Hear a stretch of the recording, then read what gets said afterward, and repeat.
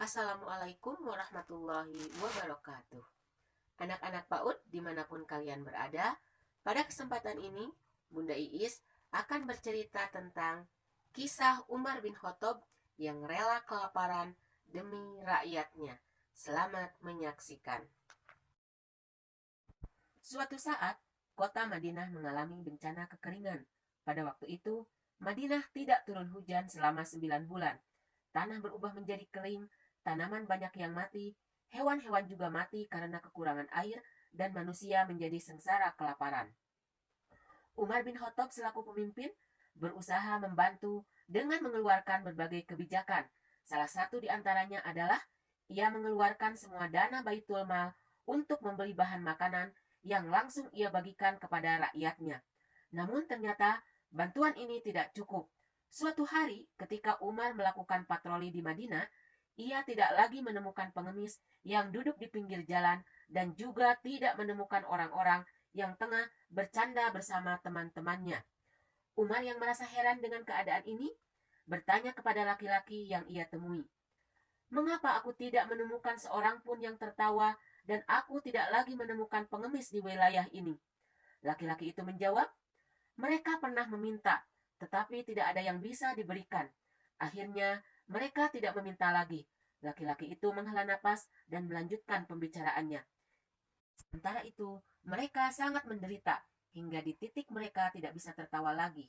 Melihat rakyatnya masih menderita, Khalifah Umar makin meningkatkan usahanya untuk membantu rakyat. Ia mengirimkan surat kepada gubernur Mesir dan Basroh. Surat itu berbunyi, "Tolong bantu selamatkan umat Rasulullah atau mereka akan mati kelaparan." Tidak lama kemudian, para gubernur mengirimkan berbagai bantuan menuju Madinah.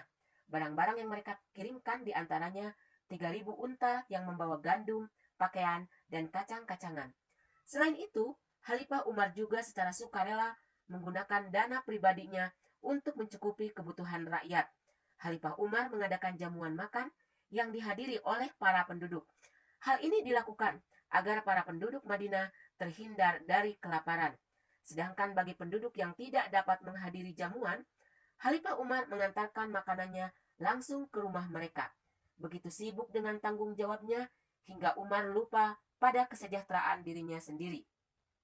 Di suatu jamuan makan yang sedang diadakan, Khalifah Umar duduk bersama beserta para sahabatnya. Saat itu, Khalifah Umar hanya duduk menatap rakyatnya yang tengah makan.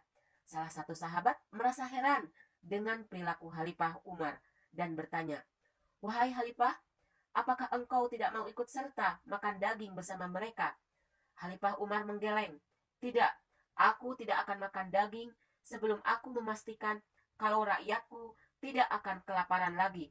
Karena aku menjadi seburuk-buruknya pemimpin jika aku membiarkan diriku sendiri kenyang, sedangkan di luar sana rakyatku tengah kelaparan."